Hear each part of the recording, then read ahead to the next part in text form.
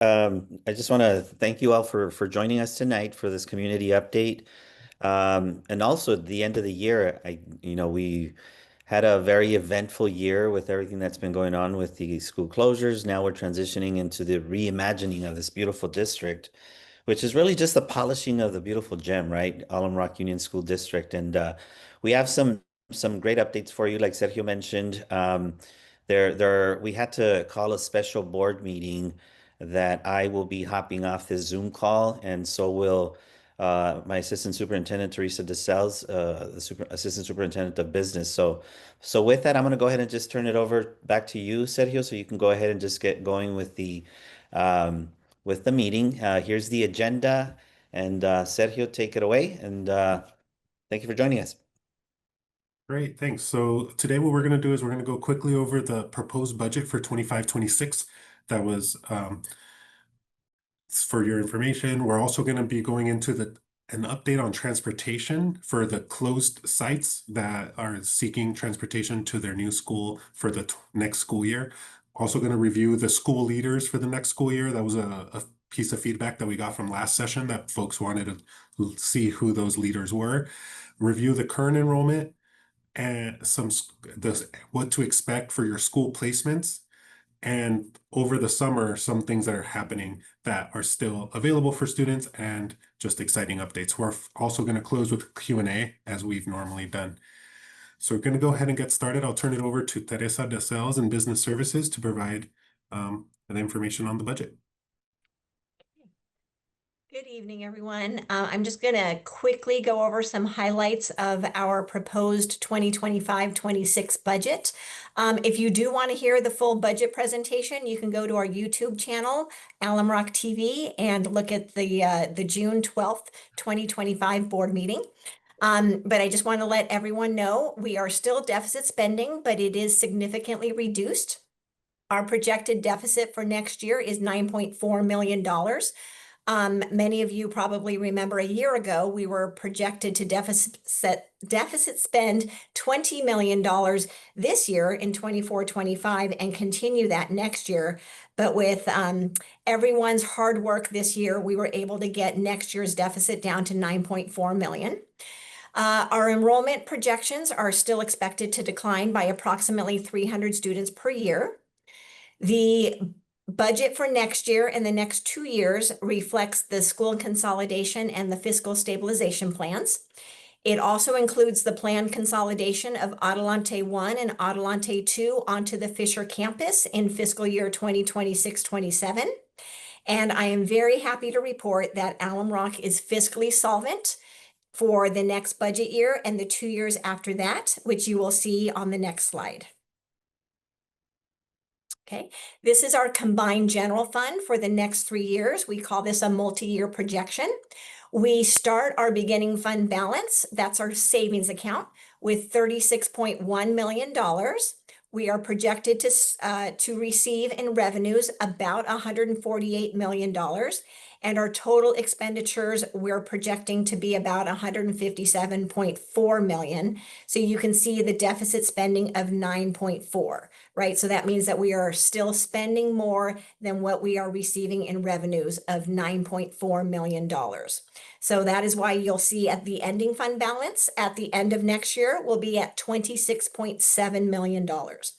The number at the bottom, we are mandated by law to have a 3% reserve, which we easily meet for next fiscal year.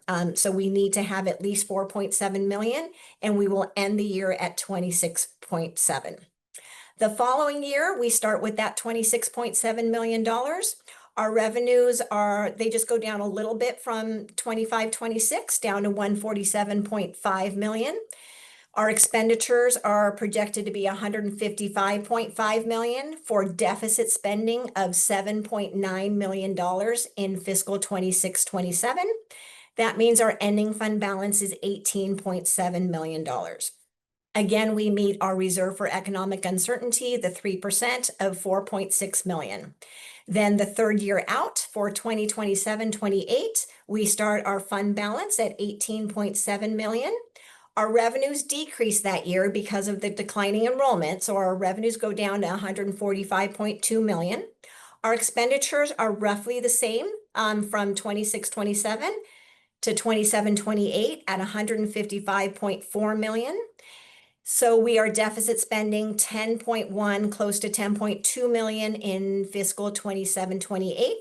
That increase in deficit spending is due to the reduced revenues that we are receiving that year.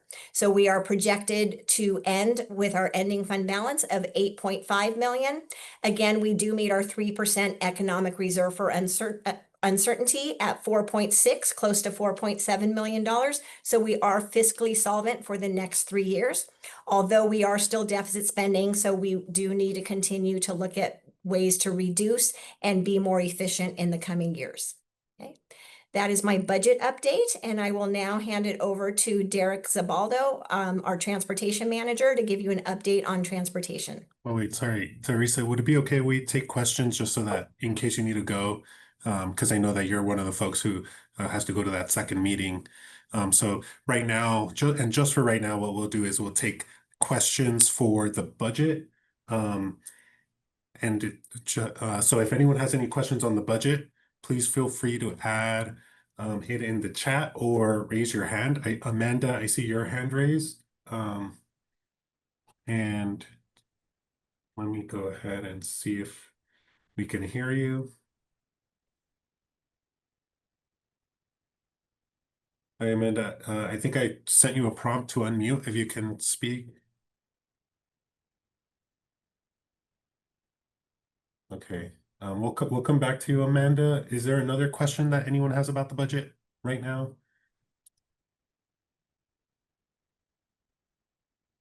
Okay, Eddie, I see your hand up. I'm gonna go ahead and prompt you to. Yep. Yeah. So if we were to increase our TKs by another 200 students, that would help you with reducing your spend by $3 million, right? If 200 students. Yes. So do we have plans, Sergio, because our competition is going after those TK students, and if we were to add one classroom in each of the 10 schools, it'll get you to the 200 additional students. So that would help you reduce your deficit. Yeah, and we did do some work around that in the last few months.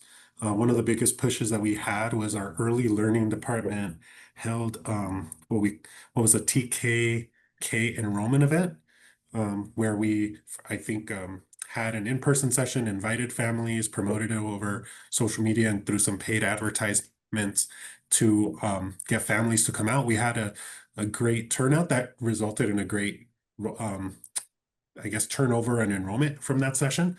So we're doing some efforts to enroll more TKK students, and I also know that school sites have also been working to fill up those TK classrooms. So much so that I think we even expanded some to have an additional classroom at that site. If maybe someone else can share some of that information. So we have been doing work around that, and yeah, I think continuing to build on that. Yeah, awesome. Yeah, I think great job. But there's an opportunity over the summer. I mean, if there's a parent right now who wanted to a monolingual Spanish speaking, they go to their classroom, they go to the school, and what are they going to find? A door closed with no information. So what'll it do? They'll go to the next school, and Alpha and Rocket Ship probably have people in their office. So we should make sure that there's clear signage on what the parents should be doing if they're interested in a school in particular, because all the schools that are going to be open are physically closed for the next month. Yeah. That's a good point. We have I know that we currently have some banners. Well, each one of our schools has 2 banners that have the prompt for enrolling in Alum Rock, and they're kind of tied to the Reimagine campaign. But we also have, each school site has some carryover kindergarten banners that I think might be a good opportunity over the summer to refresh those and bring those back. They see that, but it should just be a simple sign that tells them where they go. especially in Spanish, because your Spanish speaking parents are not going to websites. Yeah. They are old school. They go and knock on a door and they see that no one's there and they go on to the next place. Agreed. Eddie, we're going to work on that. Sandra raised her hand, so she wants to respond to it as well. Thank you. Yeah, I just wanted to say that all of our summer school sites are accepting enrollment over the summer. So parents that come in and want to enroll can enroll directly at our summer school sites. And every year we do put up signage. I know Jesus is on the line as well. I don't know if he can respond, but we do put up signage with phone number and email address of our student services department for parents to reach out and enroll as well. So we definitely have done that in the past, and we'll continue to do that this summer, and still continue to look for ways that we can reach out to families and get kids enrolled. But I know that we have put in some extra work this year to get more students enrolled.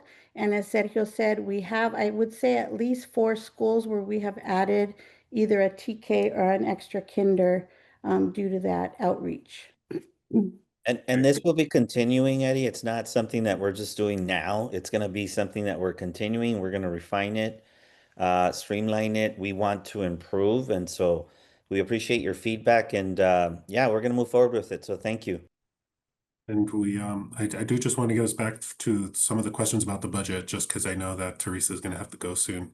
And I have the next question here in the chat, which is, why is the deficit increasing about 2.2 million in the 27-28 fiscal year when the revenue decrease is about 1.5 million?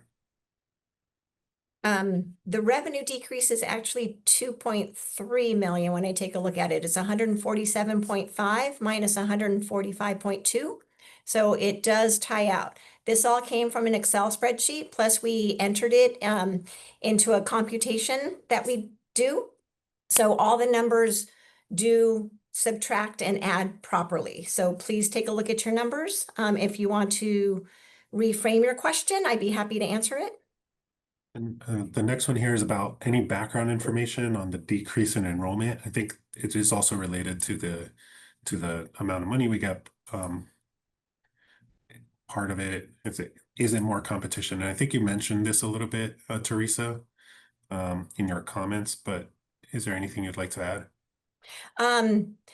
The big decrease in enrollment is, unfortunately, it is a very expensive area to live in, right? San Jose and all of the Bay Area. So we do have a lot of families that unfortunately have to move to more affordable areas. That is the biggest drop in enrollment. And then we do have some that are moving to our competition, our charter schools that we were just talking about. So we are making a big push to get the word out on our great programs. Our extended day, we are offering before school programs starting in the fall. We will continue the after school program. So we do offer the 9-hour day. And then we will be competing with the charter schools. Plus we offer additional programs like the dual immersion. Sandra and Herman can talk to more of the exciting programs that we have coming up, but we do have a lot of great programs coming up that we will be competing with the charter schools for. I think this might be related, and maybe as a prompt is that Claudio Coelho in the chat said that other charters have TK extended hours with parent drop-off. What I'm guessing is that early drop-off and late pickup. My understanding is Sandra or anyone else, can you share about what that looks like here at Alum Rock? Yes, so all of our elementary schools will be having early drop-off beginning at 7:30 a.m. Beginning this August when school returns, and we will have our after-school program through 6 p.m. So it is the more than 9-hour day that we are offering here in Alum Rock for parents that need that support. Yeah, that's a really awesome change from last year and first year that Alum Rock is providing that, so that, or across all schools. I think that's one of the benefits. One of the next question I had here that we didn't get to yet was how will renting or selling the recent closed properties reduce the deficit and increase the surplus in the projected budget? We are hoping that we will get ground lease revenue in the coming years. It does take 2 to 3 years usually to get those leases going. So that's why they are not in the multi-year projections yet. But we did hire a real estate advisor to help us with our surplus properties so that we can generate revenue from our vacant properties in the future. And the last question that I have here, I think I have a series. Will the budget shortfalls impact staffing, programs, or student services in the upcoming years? If so, how? And what is the target fund balance percentage the district aims to maintain each year? Is 3% sufficient for long-term financial health? Those are excellent questions. The budget shortfall. So we try very hard to only cut in areas that do not affect student programming, right? So we do not cut anything that affects student programs. So we will try to look at our departments to make things more efficient. I think everyone is aware that we spend a lot of money on special ed. We are not cutting special ed programs, but we do need to look at ways to make special education more efficient. Unfortunately, it is woefully underfunded by the federal government, so we do need to look at that. And we are going through a study right now with Hanover to look at our programs and to make special ed more efficient. In terms of the target fund balance percentage, we are aiming for more than 3%. That is just the state mandated minimum. We have been well above the minimum 3%, as you can even see on this budget slide here. And this is helpful because it gives us next year and the year after to work on the future years so that we can have an increase in fund balance going forward and to come up with a higher percentage for our reserves. Okay, and I think with that, we'll close out the questions for the budget so that we can get you to your next meeting. And then we'll move on with the presentation. So thank you, Teresa, for joining and providing the presentation. And so now I'm gonna come back and hand it off to Derek Zabaldo, the transportation manager for Alum Rock, to provide information about our transportation. All right. Good evening, everybody. A couple updates as far as we are in transportation now. We did put out the request live for everybody that was affected by the school closures for the up and coming year. The application should be through the Inform K-12 and or whatever email that you signed up for. Now, they are due by June 29th of this year. We're working on closing those out. As soon as we get those, we'll close it out by July 11th. You should have the response whether you were accepted or on the wait list, depending on the amount of applications that we receive. Now, in updating that, we also procured 2 additional transit buses to enhance the amount of transportation to those that need that service from their closing school to the school that they've been assigned to. So that is a good addition to it. So in the link that you'll be able to see, or in this slide, you'll see the routes that are offered that you can request. If you have other information or concerns, you can contact the transportation department at, I believe there is a specific number or an email that you can get to for questions about how do our students or your children getting to and from school. There's also information as to some of the requirements that the pre-K through 3rd grade that parents are to be met with their child when we drop them off. So there's a lot of specifics that a lot of parents may not know that we require that they have. But definitely the requests that come in, we're getting to them as we are now.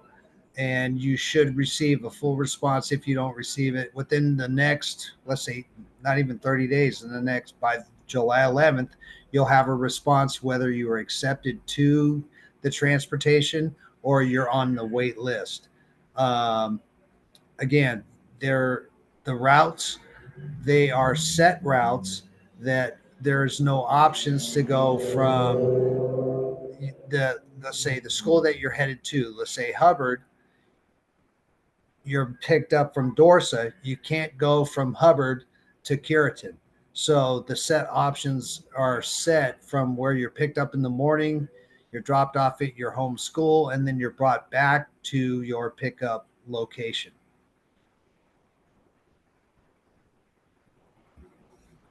Great. Yeah, thank you. And we have the form there. The link is on the screen, and it was also shared out via Parent Square. So you can look up in your email or on Parent Square.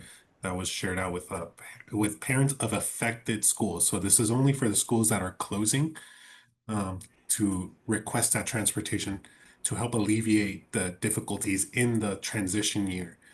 So it's not for district wide, but it's for those closing schools. So if you didn't get it, then it might be because you're not assigned. So from here, we're gonna go on and continue with the presentation from business services. We have some updates, and you've been hearing about how over the summer we're going to do a painting project across our schools, and just wanted to provide you all the renderings and the colors that the schools are going to be painted. These two are Aptitude on the left and Hubbard on the right. So those are the colors that your schools chose with their color selection committee. The next slide is Linda Vista and Lindale. These two were selected by their respective schools. You'll see along the bottom that there's images of murals. Those murals were selected to be carried over for the next school year, so they're not going to be painted over. The next slides are McCullum and Ocala. So those are what the color choices were there. And Renaissance Academy of Medicine and Russell McKenty. Let's give you guys some time. The next one is Ryan Elementary and Russell McKenty again. Is that just me? Yeah. And that might have just been me leaving Russell McKenty on 2 slides. The next one is San Antonio and Lucha. So because the schools are consolidating, the same color is going to be across the schools. And so this is what their colors are, and the murals that were selected to be carried over along the bottom. Ryan Elementary again. And finally, Shepherd Middle and Ben Painter. They're going to be doing this color scheme. So that's one of those things that over the summer we're having that project to refresh the schools. Along with this, there's going to be some light improvements to what like some of the fall off in the buildings so that we can repair that also. So hopefully when we start that school year strong, helps students get in the school spirit. Talking about the school year, I'm going to be handing it all over to instructional services and Sandra, our associate superintendent of academic services, educational services. Instructional services, but Instructional services. There you go. thank you. Good evening, everyone. Great to see so many people on this evening. Just a few updates to provide for you today. The first one is about principal assignments for next school year. This information was asked at the last meeting, and so here is the final list of principals assigned to the schools. Do you think I should read them, Sergio? or just leave it up for a minute? Or, I mean, I could go through them really quickly. Okay, go ahead. At Adelante Dual Language Academy, we have Victor Gwendolyn. Adelante 2, we have Jose Cortez. Aptitude Academy at Goss is Suyen Jimenez. Hubbard Media Arts Academy is Dr. Sandra Puerta Sarmiento. Linda Vista Elementary is Suzanne Cicala. Lindale Elementary is Jackie Montejano. McCollum Elementary, Linda Diaz Sepulveda. Ocala STEAM Academy, Kelsey White. Renaissance Academy at Matson, Danelle Finnan. Russell McKenty Academy, Tanu Coley. San Antonio Elementary and Lucha San Antonio, Iris Cheres. Ryan STEAM Academy, Clarissa Johnston Abril. Shepherd Middle and Painter at Shepherd, Doug Kleinheis for Shepherd and Dr. Joseph Manuco for Painter. And for our Early Learning Center, which has early learning programs throughout the district, it's Dr. Diana Ballesteros. Thank you. The next information we wanted to share was just current enrollment, what it's looking like for next school year so far and at every grade level. As was stated earlier, we ended the school year with about 7,200 students. And so far we're at about 6,800 students enrolled for the upcoming school year. So definitely short by about 400 students, hoping that over the summer, we could get the students enrolled that need to be enrolled so that we can increase these numbers and start, a little bit stronger. But that is the enrollment by school for the coming school year. In terms of school placements, we have sent out placements to all students that are enrolled. The student assignments and the staffing decisions were informed by these assignments. The information that we asked for earlier in the year. So please plan to attend your assigned school for the 25-26 school year. If you are still interested in transfer to another school, we will still be processing those transfers as space is available at those schools. The one school that is heavily impacted with transfer requests at this time is Ocala. And so we are going to keep looking out at that school to see how many students would continue to transfer as requested.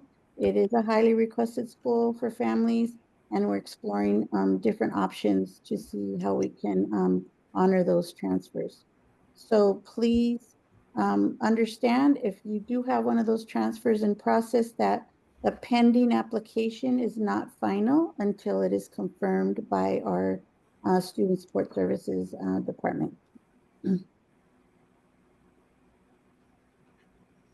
In terms of summer school, so we started summer school on Monday. We started off to a great start. We will be running summer program through July 15th. Students will have the day off tomorrow and Friday, and classes will resume on Monday. We still have space in these following programs. If you're interested in bringing your child to a summer program for a few weeks, we have a media arts program that's available at Curitin. It's a great program. Students love it. If you're interested, reach out to our state and federal office or expanded learning at arusd.org, and we can get your child enrolled in that program. We still have a springboard program available at Meyer for any parents that are interested in that program. I'm not sure of what grade level, so you can, again, reach out to state federal department. They can give you more information, as well as for our English language development programs at Curitin, Meyer, Estelle, and George. So if your child is an English learner, this is a great program for you to get your child in so that they can continue to practice their English skills. Okay, next slide. Okay. Yeah, so I think aside from that, just want to provide, we've covered the basis for all the updates that we have for you.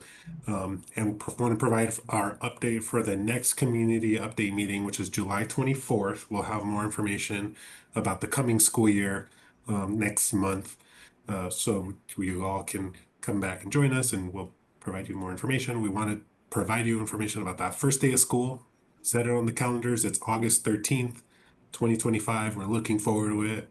And we're ready to welcome students back, even though we just got out for summer. So aside from that, I want to open it up now for questions. And feel free to raise your hand or enter a question in the chat. I'm gonna go back to a question that I saw come up in the chat earlier. And I think this is related to the transportation survey. Derek, are you still on? I am still here. So I had a question for you around the transportation. What are the determining factors around a child being put on a wait list? Well, it like I said earlier, it goes out to all the families that are affected in general ed, not our special needs, but in general ed. Until we reach vehicle capacity, we have multiple avenues that we've discussed in the past coming months in regards to what can we do with what we have now as far as vehicles, but in procuring those two larger transit, that ups the ante to bring in more general ed students as far as bringing, the downfall that they can't get to their school. um, Once we reach that capacity, then we have to look at the wait list. Yeah, so I think, yeah, so what it sounds like it's going to be the first come, first serve, primarily the people that filled out that bus interest survey first. Right. And That's basically how we're doing it, is the first come, first serve. That's why we looked at a specific time amount, that who has, put in the application, and then we're going to proceed from there. Some that we don't get responses for, then we'll put them on. And I did see something else as far as new families that are coming in. right. I can't answer to that. That's not on my side. It's just that who it was opened up to and those that responded.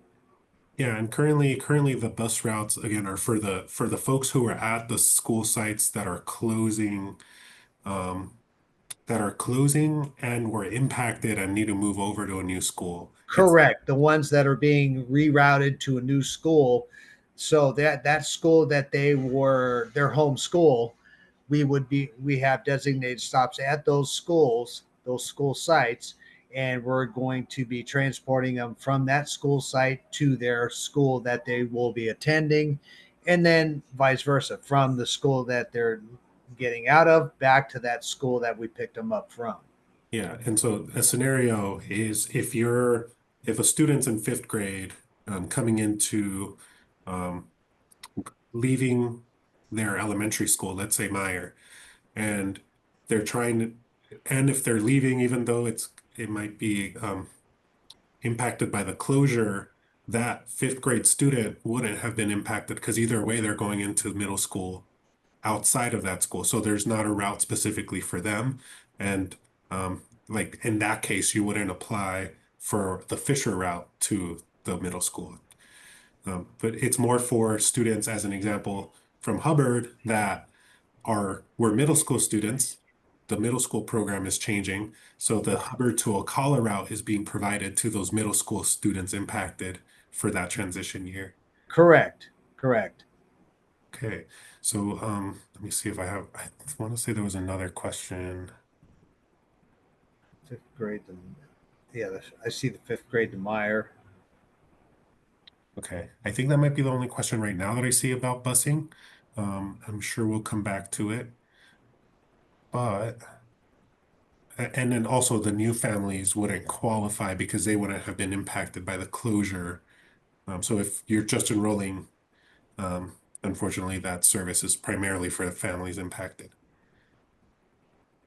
What's the German? Okay, so I see a few hands. We're gonna go ahead and start with Susie. Susie, do you have a question we can answer for you?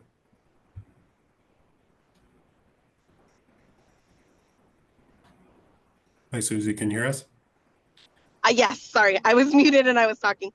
Hello. So I have a question. I have a couple of questions, but I want to go one by one so I get them all answered. My first one is you mentioned that right now that the bus transportation, you said it's for this school year. Does that mean that, for example, my daughter, Fisher is closing and she's going to Matson, that school transportation would only be offered this school year, and then I would have to find transportation for next year? Or you just said like the application is for this year? Yeah, that right now it's the only thing that we're able to provide and plan for is this next school year. Um, I want to be clear that we can't make the promise that it'll continue next school year. And because the intention is to support families with the difficulty of the transition from the closing schools.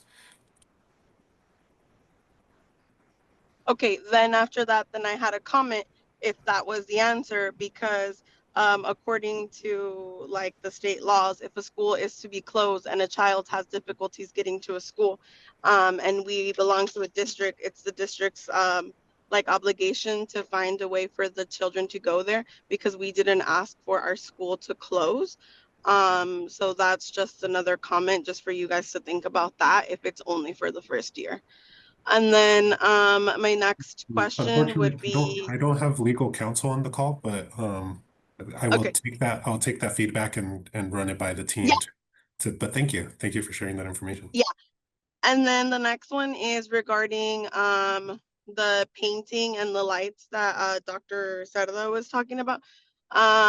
I actually had spoken to you guys about visiting the campus that my daughter's going to, and I did go to that campus, and I emailed Mr. Cerda more than a week ago, and I didn't get a response back regarding it. And my question was that if it was only going to be paint done outside and not inside, because I visited the campus and the paint at Matson is really bad both inside and outside.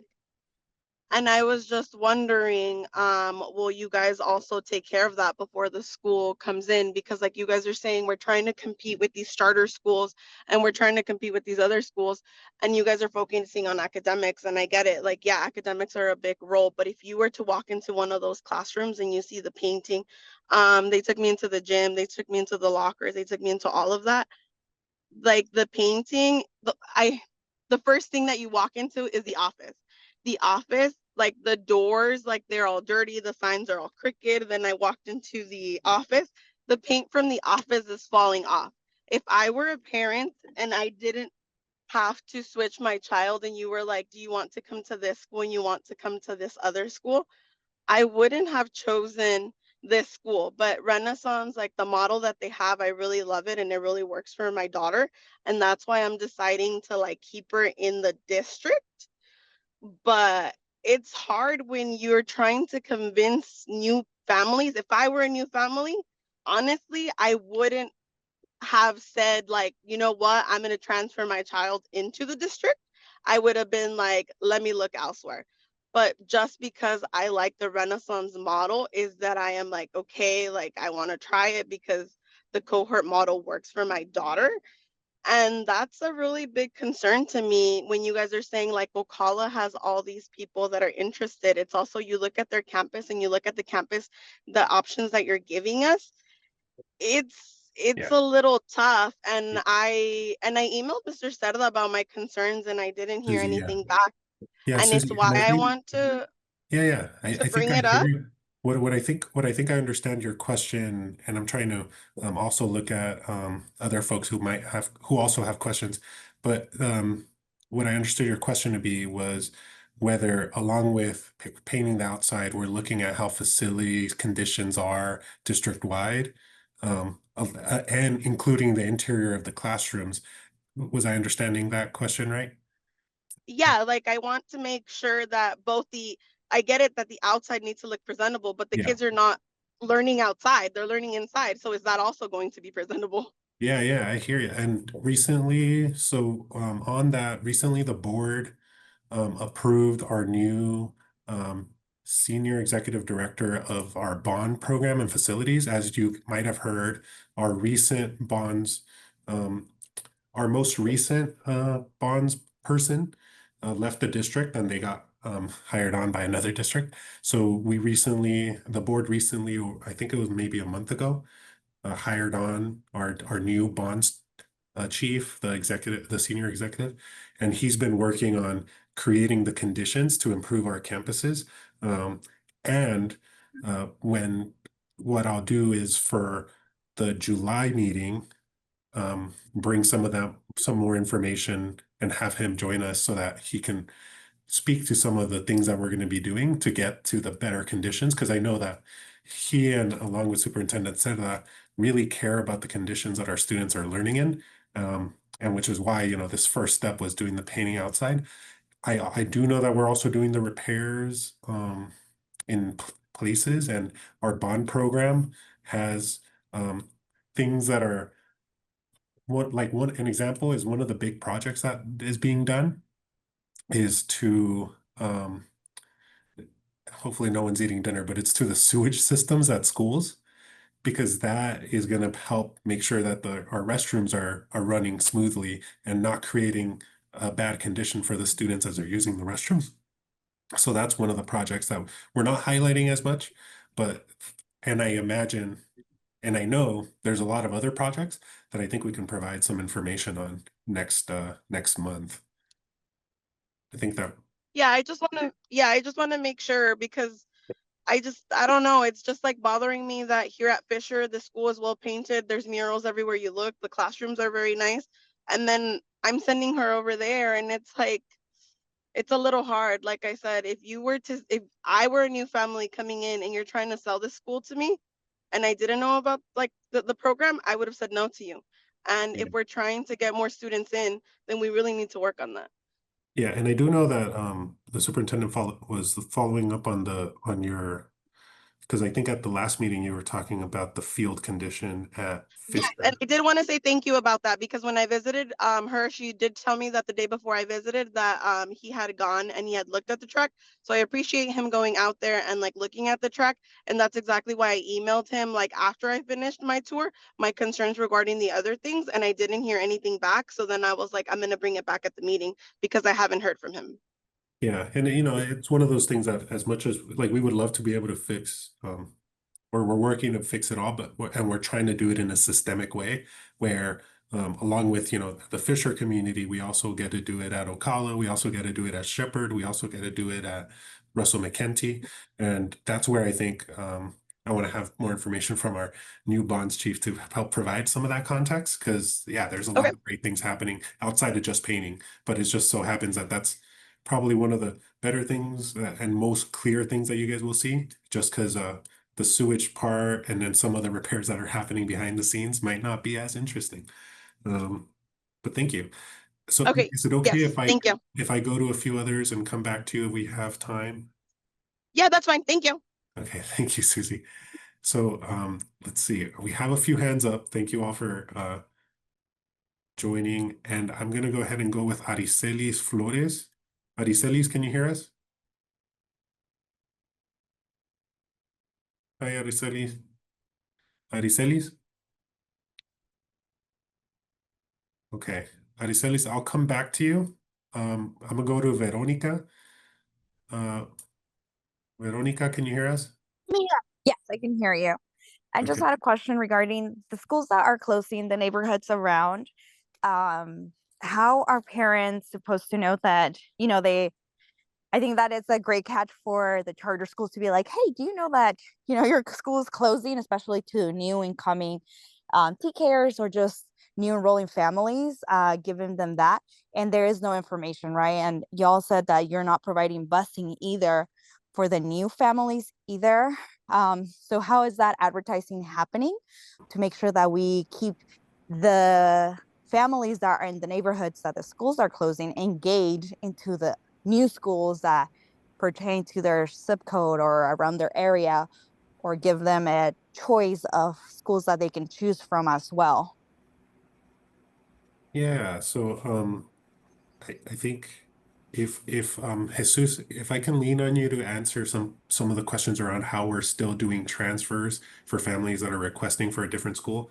But and I think in terms of communication, we're working on communication directly with families as much as we can. Um, and I'll turn it over to Jesus to talk about the placement process and if there's still room for that transfer. Yeah, Jesus, if good evening. If I understood Ms. Veronica correctly, we are working on getting some more signage up that was mentioned earlier today at the closed sites to ensure that families know where to go. We have summer school sites that will be open for several weeks in the summer, though they have admin assistants that will be there, able to help the community enroll if the parents were to come in there. They have enrollment packets ready to go in order to support those families or able to give them information regarding what schools are available for the upcoming school year, et cetera, et cetera. But if a family does want to transfer from a school A to school B, we have QR codes available in those front offices as well, where it's a simple form that they fill out, letting us know where they want to go. Next year, we've been approving, I want to say 90% of those have been approved for this upcoming school year. So we are trying our best to accommodate to the family's first choice. And beyond signage at the schools that are closing, is there any other tactics or strategies that you're implementing to make sure that we reach those, new families coming into the neighborhood? There's a lot of folks that are leaving and a lot of folks that are, renting those spaces or buying those homes. And so what does that strategy look like during the summertime, that not necessarily I'm going to go maybe to the school, but getting that, I don't know, flyer, or I don't know if you guys have any other strategies. yeah, I could speak a little bit to that as I said. So part of during the school year, we have community liaisons at each school site that help with recruitment, and they often do events.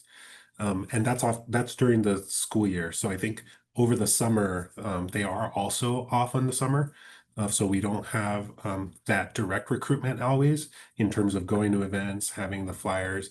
But part of what we're doing is to help alleviate some of the pressures there is we have digital ads running for families with children in our area. So we have a geo-fenced so that you might have seen some of that with like a video about Alum Rock, our programs, or an ad on Facebook. We have that going on for new families that are searching up schools in the area as one option. We also did a mailer earlier this year to all families that we were discussing doing over the summer. I think we're waiting on the budget for the 25-26 school year to be fully released to each department so that we can do some of that forward planning and yeah, get that information into families' hands. Each school, we're also finishing the trifold flyers, which are kind of these recruitment brochures. You'd probably see this at any other organization or school. Just a brochure about who they are. We did a massive refresh of the flyers for the new schools, and you'll be seeing that this summer. We have the English ones done, the Spanish ones done, and I think we're just waiting on the Vietnamese ones. So we've already been printing those. So those are all kind of things that we're doing to help recruit families, help families know what programs are offered. And yeah. If that answered your question, I'm gonna come back to Aricelis. Aricelis, can you hear us? Yes, I can hear you. Okay. I have a question regardless the application for the transportation, Okay. where I can get the application. Oh yeah, it's right here. What I'll do is I'll drop it in the chat. But if you click the link, it'll go to the form that you can submit, and that'll be Okay, so I scan the barcode and okay. yeah, or you can go to the link that I just pasted. So let me try it again. HTTPS. Okay. Yeah, and it's on Parent Square too. But again, this is just for the Okay, closed schools. So this is for schools perfect. like Meyer, Fisher, Aptitude, Cassell, Yeah. Fullerton. Only those schools who and the families that have been impacted um, are the ones that are getting. Okay, yeah, because I have two daughters and they were in Hover, so but they moved to Ocala. Great. Thank you. And yeah, because they were the middle school. Yes. Yeah, so they'll be if you apply for them, that's where you can apply. And I'm gonna go back to the chat real quick to see if there's any questions. Team, did I miss any questions that you all would like to answer in the chat?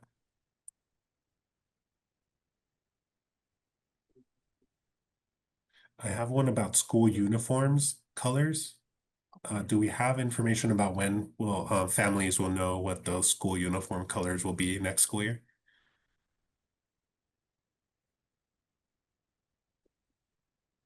Sorry, I know Miss Sandra was gonna unmute, but so we do have that information. There's been a few principal changes that we're just reconfirming that those colors that we have are gonna stay status quo, which most likely will be the case. So as soon as we get that confirmation, um, maybe I can work with Mr. Diaz Luna and we can send something out in the weekly memo so folks know what colors the students are going to be expected to wear for the upcoming school year. Thank you. And in terms of school tours, I see a question about wanting to tour your school or have a welcome back event. So over the summer, either as we're approaching the start of the school year in August, you'll get more information from your school site about the open houses that they're hosting. So I would encourage you to keep an eye out for them. Right now, the focus has primarily been on the school closures and making sure that that process is smooth for families and I think that includes the opening up of the school year next year. But we don't have any of those dates set there, but they're set by the schools and they'll be able to communicate to that to your community early in the year. So I just encourage you to keep an eye out over the summer for communication from your principals, especially as we get closer to the start of the school year on August 13th. But for right now, uh, we don't have, I don't have the dates with me about when those open houses might be. I see a question about the budget. Unfortunately, our chief business official stepped out, and I would want her to answer that question. So we'll come back to it, I think, next meeting. Thank you for asking it. I see a few more hands raised in the chat in the chat. So I'm going to go to Ines. Ines, can you hear us? I just asked you to unmute if you could. Sí, Okay. so tengo una pregunta. Am, a mi prima, a sus niños se los mandaron a San Antonio, pero ella en mayo quiere que sus niños vayan a Aptitude. So en mayo ella fue e hizo el cambio, pero no ha recibido ninguna respuesta del distrito. Fue la semana pasada al distrito y la que estaba ahí solo le dijo, oh, sí, sí, los vamos a cambiar, pero no tomó notas de quién era, ni el nombre de los niños, ni nada. So, ¿cómo puede saber ella si se los van a cambiar o no? Buenas tardes, oiga. Yo me llamo Jesús Araujo, soy el coordinador del Departamento de Servicios Estudiantiles. Si le voy a poner mi correo electrónico en el chat, si por favor me puede mandar un correo electrónico con los nombres de los estudiantes y con gusto puedo darle una respuesta para este viernes. Mañana no estamos abiertos, pero para el viernes, primeramente en la mañana, le tengo una respuesta. Ok, está bien, muchas gracias. Gracias a usted. Yeah, I have a question here around, will my students still be able to use the bus if I don't fill out the application now, or if I fill it out later? I think, Derek, did you have an answer? Well, in general, special needs, no problem. You know, that goes through the process.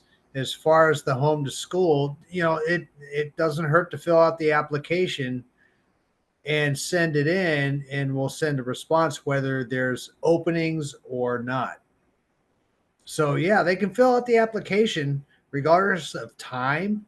It could be, next month the application's open and they'll receive a response pretty quick as to yes, and then what they, when they fill it out, what location they're going to, we'll be able to respond whether we have room or we do not. So that turnaround time will be pretty quick.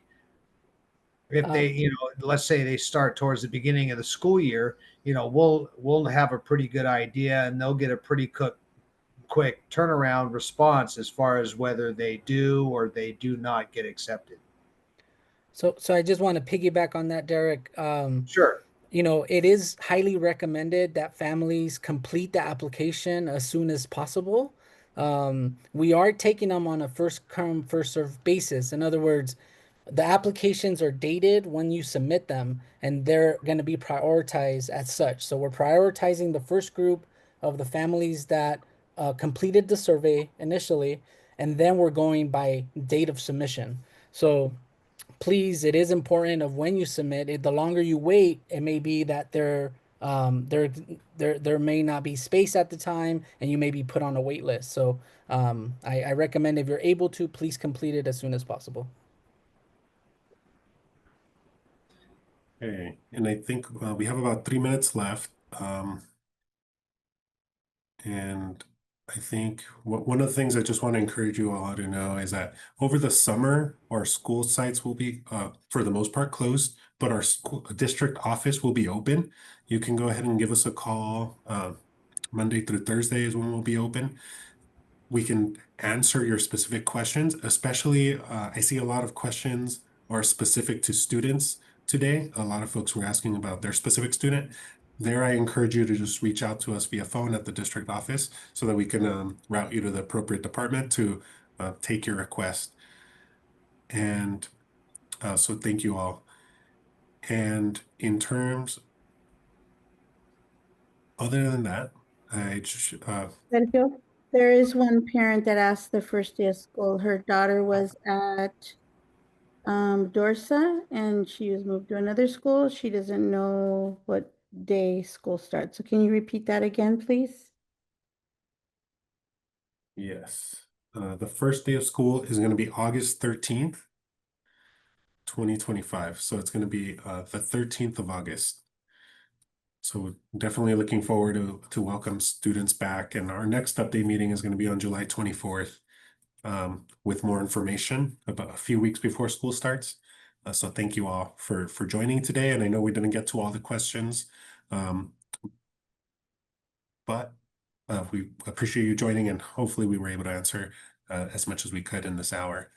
Feel free to reach out to us if you would like. And also, please, I encourage you to fill out the survey. The survey is also a way that we can take your questions. If you have specific concerns, we can also try to follow up with them on using this form. So encourage you to do both. Aside from that, I want to hand it over to Sandra. Do you have any closing thoughts, Sandra, to help motivate us as we're looking through the summer? I just want to encourage all of you to have a great time with your children, to try to find ways to continue to enrich their learning, whether you go outside for a walk, talk about plants, or a visit to the ocean, find seashells and talk about the animals you find, in the ocean, or cook with them, in the evening. Anything extra you can do like that to keep them learning during the summer. Of course, we have great summer programs going on, and if you're still interested, that's another way to keep them learning. But really just spending time with them, and getting them ready to get back to school and getting back to learning again. But thank you for joining us this evening. We know it's summer and you all have a lot of things to do, but we appreciate your questions and you being here online with us this evening. Thank you. Thanks, y'all. Have a good night.